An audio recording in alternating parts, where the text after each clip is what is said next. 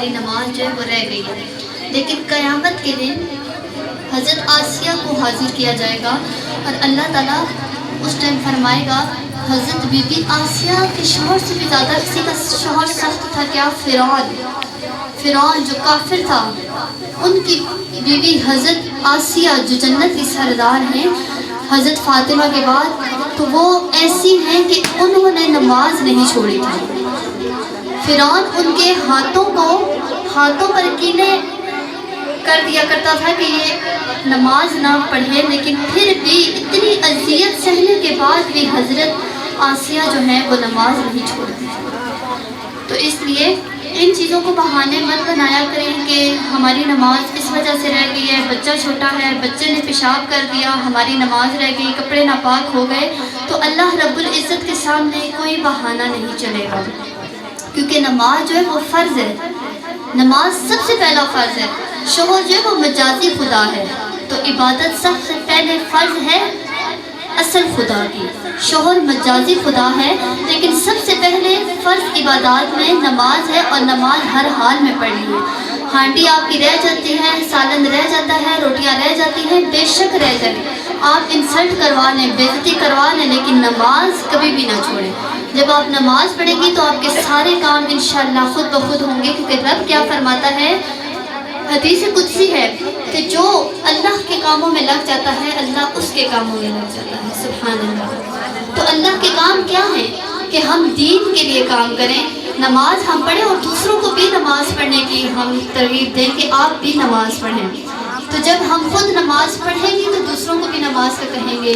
تو اس لیے نماز ہر حال میں پڑھا کریں. اس کے علاوہ آپ اگر کوئی وظیفہ نہیں کر سکتی تو ہر وقت استغفر اللہ استغفر اللہ استغفر اللہ پڑھتی رہا کریں، کیونکہ جہاں پہ بھی تھوڑی سی خواتین اکٹھی ہو جاتی ہیں تو ہم جو سب سے بڑا گناہ کرتی ہیں وہ ہم خواتین ہی کرتی ہیں کہ ہم جہاں بیٹھتی ہیں ہم غیبت شروع کر دیتی ہیں، فلاں ایسی ہے، فلاں ایسی ہے، فلاں کے کپڑے ایسے ہیں، فلاں کا چہرہ ایسا ہے، آج فلاں چل رہی کیسی تھی، فلاں کھانا کیسے کھاتی ہے.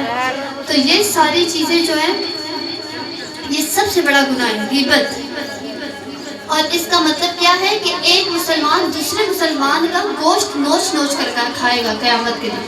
اور پھر جب اس وقت حکم دیا جائے گا کہ آپ اپنے مردہ بھائی کا گوشت کھاؤ، تو کیا کوئی اپنے مردہ بھائی کا گوشت کھا سکتا ہے؟ نعوذ باللہ، ایسا سوچ بھی نہیں سکتا. اپنے سگے بھائی کو کہ جس کی میت پڑی ہوئی ہو اور پھر اس کا گوشت نوچ نوچ کر کھاؤ، غیبت سے مراد یہی ہے. اور پھر گوشت کھانا پڑے گا. تو اس لیے یہ سوچ لیا کریں کہ غیبت کتنا بڑا گناہ ہے.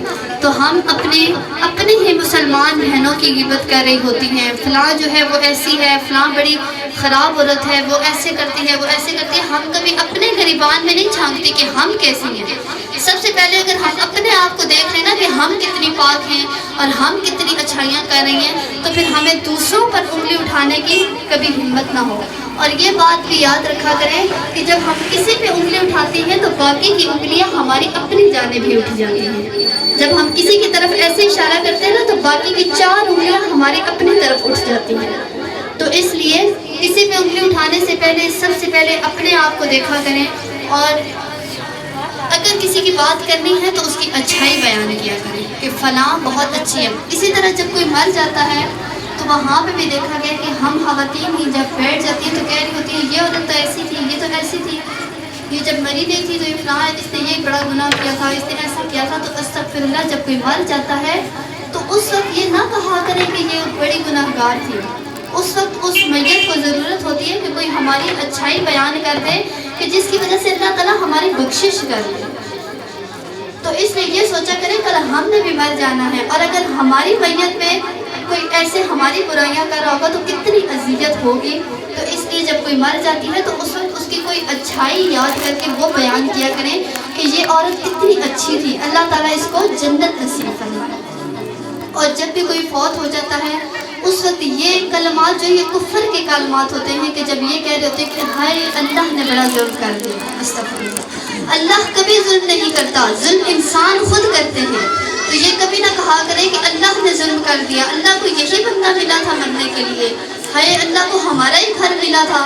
تو یہ چیزیں کبھی نہیں کہنی چاہیے، یہ کفر میں شامل ہو جاتا ہے. انسان جو دائرہ اسلام سے نکل جاتا ہے اور کافر ہو جاتا ہے، کیونکہ رب رب تو جب چاہے بلا لے، ہم تو ہیں ہی اسی کے دیے ہوئے، ہمیں جو نعمتیں ملی ہوئی ہیں، اولاد ملی ہوئی ہے، سب ملے ہوئے اللہ کی طرف سے ہی ہے۔ اِنَّا لِلَّهِ وَإِنَّا إِلَيْهِ راجعون، ہم نے اللہ کی طرف ہی لوٹ کر جانا ہے، اسی نے ہمیں بھیجا ہے دنیا میں ایک امتحان کے لیے، اور ہم نے اسی کی طرف لوٹ کر جانا ہے۔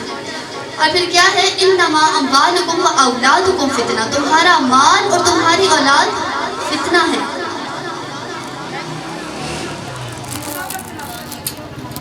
اذان سن لیں اور اذان پہ غور سے سنا کریں، اذان کے ہر فکرے کا جواب دیا کریں اونچی آواز سے، اللہ اکبر اللہ اکبر۔ جب آپ کو سن کے کوئی دوسری جواب دے گی تو اس کا ثواب بھی آپ کو ملے گا، اس لیے اذان خاموشی سے سنا کریں اور اس پہ کوئی بات نہیں کرنی اور صرف اذان کا جواب دینا ہے۔